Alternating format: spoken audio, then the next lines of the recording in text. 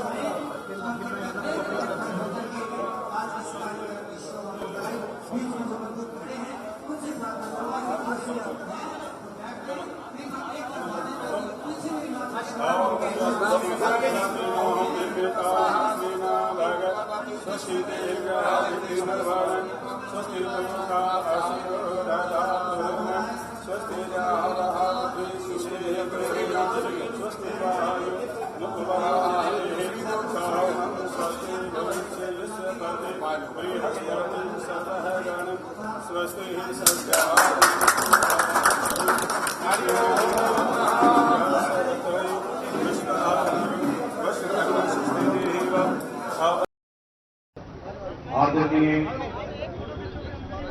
श्री युगल किशोर चोपड़ा जी, श्री नरेश चोपड़ा जी, आदरणीय शिव कुमार शर्मा जी, आदरणीय नरेंद्र मोहन शर्मा जी, आदरणीय सी अग्रवाल जी, श्री राकेश रहेजा जी, श्री सतपाल शर्मा जी, श्री पवन कपूर जी, श्री सुशील चोपड़ा जी, श्री दीपचंद शर्मा जी, अनिल रहेजा जी, मेरे साथ आए हुए मेरे साथियों, लोक सेवा पंचायत के अहदेदारान, अशोक तंवर जी, पानीपत से और आसपास के गांव से आए हुए सरपंच साहबान, पानीपत कारपोरेशन के सदस्यगण और मेरे भाइयों, सबसे पहले तो मैं इस धरती को और आपको नमन करना चाहता हूं। आपने हमेशा पानीपत की धरती, हम जब स्कूल में पढ़ा करते थे तो पानीपत अपनी 3 लड़ाइयों के लिए मशहूर था। पानीपत की पहली लड़ाई 1526 में, उत्तरातर दूसरी, तीसरी। जब भी कभी पानीपत का नाम इतिहास में आता था तो लड़ाई की वजह से आता था। आज अगर पानीपत का नाम लिया जाता है तो उस शहर के रूप में लिया जाता है जिसमें आप लोगों ने अपनी मेहनत से पिछले 60 वर्षों में इस शहर का नाम पूरी दुनिया में रोशन किया। कुछ नहीं था यहां, आप भी कुछ नहीं लेके आए। आपने भी अपनी मेहनत और ईमानदारी के साथ इस शहर का नाम रोशन किया। मुझे इस बात की खुशी है, मैं इस बात को तस्लीम करता हूं कि दुनिया में कामयाबी पाने के लिए सबसे पहला कदम जो होता है वो मेहनत से लिया जाता है। बिना मेहनत के कामयाबी नहीं मिलती, बिना ईमानदारी के कामयाबी नहीं मिलती। नीति और नीयत में नीयत साफ होनी चाहिए। तो पानीपत में 3 लड़ाइयां पहले लड़ी थी, फिर आपने इसका स्वरूप बनाया, एक अच्छा शहर बनाया जिसमें लाखों लोगों को रोजगार मिला। और अब जब लोकसभा के चुनाव आए तो बदलाव की आगाज भी पानीपत से शुरू हुई। यहीं से आपने आवाज उठाई। और अगर मैं कहूं कि हरियाणा में पहली बार जब से हरियाणा बना है, पहली बार आपने अपने मन की सुनी है, पहली बार आपने अपने मन की सुनी। आज तक आप दूसरों का अनुसरण करते रहे, दूसरों की बात सुनते रहे, दूसरों के लिए करते रहे। आज पहली बार जो आपके मन ने कहा आपने वो करके देखा। और ये मिसाल है कि जितनी मतों से आपने यहां से उम्मीदवार को विजय बनाया है वो अपने आप में एक रिकॉर्ड है। और जिस तरह से डिसाइसिव शिकस्त आपने दी है उन ताकतों को, उन व्यक्तियों को जिनके विचार संकीर्ण थे, उन ताकतों को जो अहंकार में डूबी हुई थी, उन लोगों को और नेताओं को जिन्होंने समाज के वर्गीकरण को समक्ष रखते हुए उसका फायदा उठाते हुए राजनीतिक जीवन में आगे बढ़ने की कोशिश की। समाज के हिस्से नहीं किए जाते। समाज में हर वर्ग को बराबर का आगे बढ़ने का मौका मिलना चाहिए। समाज में हर वर्ग को एक दूसरे के साथ लेकर आगे बढ़ने का और उसका मुकाबला करने का मौका मिलना चाहिए जो समाज के ऊपर जुल्म करता है। ये हमारा फर्ज बनता है कि हम उस गरीब का, उस कमजोर का, उस मजलूम का साथ दें जिसके ऊपर ताकतवर तशद्दुद करता है, जिसके ऊपर ताकतवर जुल्म करता है। जब तक हम एक होकर, एक सूत्र में पिरोकर, एकता को मानकर आगे नहीं चलेंगे, हमारी शिकस्त होती रहेगी, हमारी हार होती रहेगी। आपका आगाज अच्छा है, अंजाम भी अच्छा होगा। आपने शुरुआत की है और अच्छी शुरुआत का नतीजा भी अच्छा निकलेगा। आपने बात करी क्षेत्र के साथ भेदभाव की, क्षेत्र में विकास की। पानीपत में मैंने कहा कि आप लोगों ने छोटी छोटी इंडस्ट्री लगाई, एक एक कमरे में एक एक मशीन, एक एक खड्डी, और कैसे छोटी छोटी दुकानदारी से आपने अपनी दमार और मेहनत का सोते हुए ये सब रूप बनाया है, लेकिन सरकार की तरफ से आज तक आपको कोई सहायता नहीं मिली।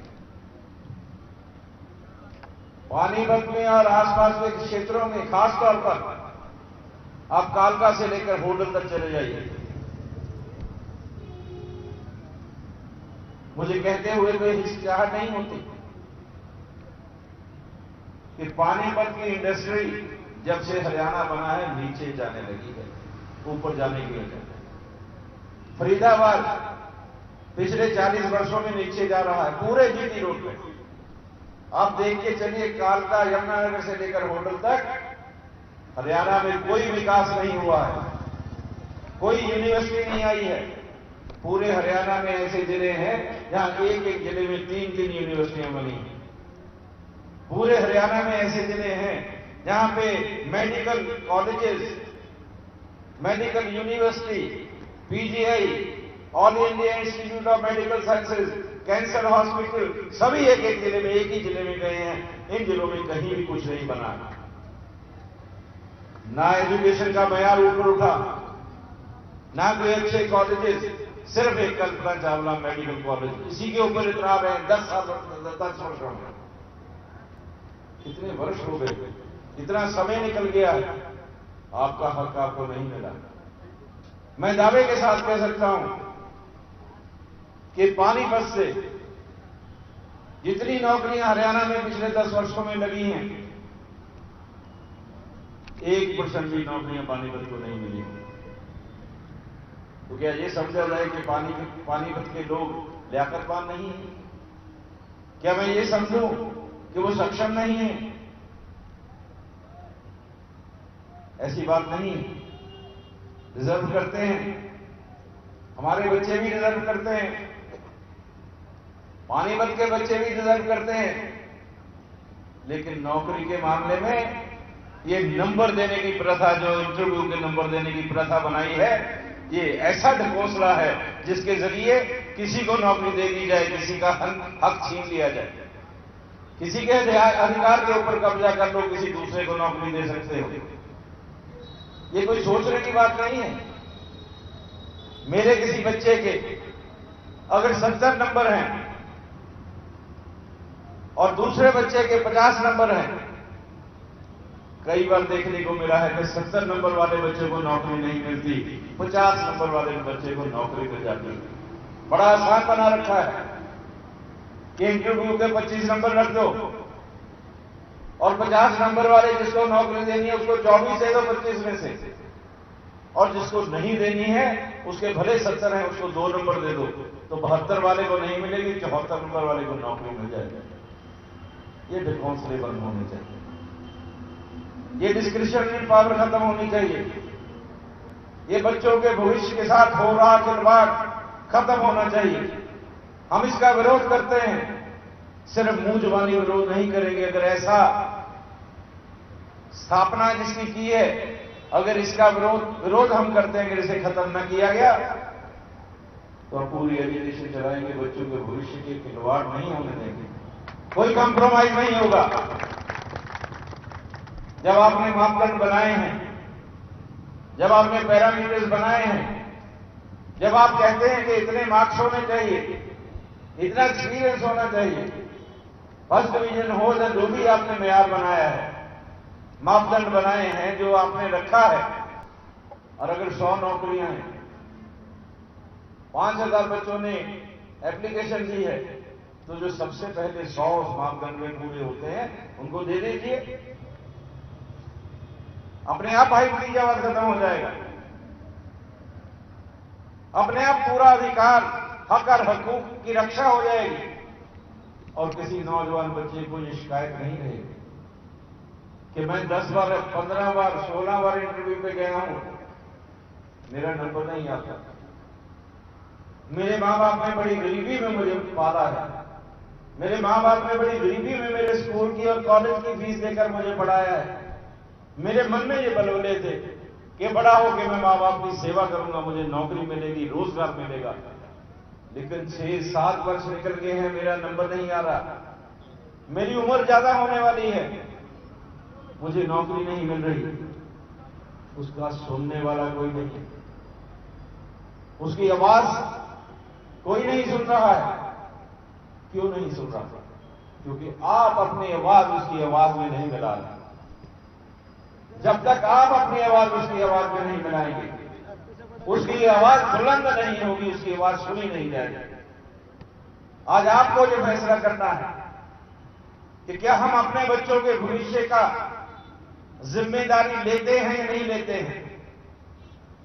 क्या हम मूक दर्शक बनकर ये सारा जुल्म बर्दाश्त करते रहेंगे? क्या हम आने वाले समय में अपने बच्चों के भविष्य के लिए लड़ाई लड़ेंगे या नहीं लड़ेंगे? ये लड़ाई हमारी है, किसी दूसरे की नहीं। हम अपने स्वार्थ से ऊपर उठकर अपने लिए, अपनी कौम के लिए, अपने बच्चों के लिए लड़ाई लड़ेंगे। बात आपने आरक्षण की, ये सही है कि हरियाणा में सामान्य जातियों के उन परिवारों को, और आप जानते हैं कि 95% परिवार सामान्य जातियों में भी कमजोर हैं आर्थिक रूप से। जिनके पास 5 एकड़ से कम भूमि है खेती की, उनको कमजोर माना जाता है। जिनकी आमदनी 20,000 रुपये, 15,000 रुपये महीने से कम है पूरे परिवार की, उनके बच्चों की नौकरी के लिए हमने लड़ाई लड़ी थी। और 10% आरक्षण किसी का लिया नहीं गया। जिसका आरक्षण था उसका उसी के पास है, चाहे वो बैकवर्ड क्लासेस हैं, अदर बैकवर्ड क्लासेस हैं, शेड्यूल कास्ट हैं, शेड्यूल ट्राइब हैं, उनके आरक्षण को नहीं छेड़ा गया। जनरल कैटेगरी में जब एसपीसी स्पेशल बैकवर्ड क्लासेस को 10% का आरक्षण नौकरियों में या शिक्षा संस्थानों में मिला, तब हमने इस बात का जोर से इस बात को उठाया कि जो गरीब लोग हैं, चाहे वो जनरल कैटेगरी से हों, उनके बच्चे जो पढ़े लिखे हैं, जो बेरोजगार हैं, उनको भी आरक्षण मिलना चाहिए। और 10% आरक्षण लेके आए, जिसके तहत आज और आज से आने वाले समय में, चाहे वो 30 साल, 20 साल, 40 साल, 50 वर्ष तक जब तक आरक्षण रहेगा, उन बच्चों को, चाहे वो बच्चे पंजाबी के बच्चे हों, या वो बच्चे ब्राह्मण के बच्चे हों, या वो बच्चे क्षत्रिय के बच्चे हों, या वो बच्चे वैश्य के बच्चे हों, व्यापारी के हों, बनिए के हों, उनको भी 10% आरक्षण नौकरियों में मिलेगा, ऐसा प्रावधान करवाया। कोई गलत नहीं किया, कोई गलत बात नहीं, अपने हक की लड़ाई लड़ी। और कोई इंसान अगर अपने हक की लड़ाई नहीं लड़ता तो वो कमजोर है, कमजोर है। और हम अपनी लड़ाई के लिए सक्षम होने चाहिए, कमजोरी नहीं दिखानी। और इसका असर आने वाले समय में मिलेगा, आज नहीं मिलेगा। आप लोगों ने तो ये मन बना लिया था, मैं जानता हूं कि हमें मिलती तो है नहीं नौकरी, ना मिलनी है तो कोशिश करने की क्या जरूरत है। हार नहीं मानते हैं भाई, हार नहीं माने। हम किसी का हक छीनेंगे नहीं, लेकिन अपने हक की लड़ाई हम मुतवातर पूरे जोर के साथ, जोश के साथ लड़ते रहेंगे, ऐसा हमारा फैसला है। क्षेत्र की बात चल रही है, विकास नहीं हुआ, क्लीनलीनेस नहीं। शहर में देख लीजिए, पानीपत सिटी में बैठ जाइए,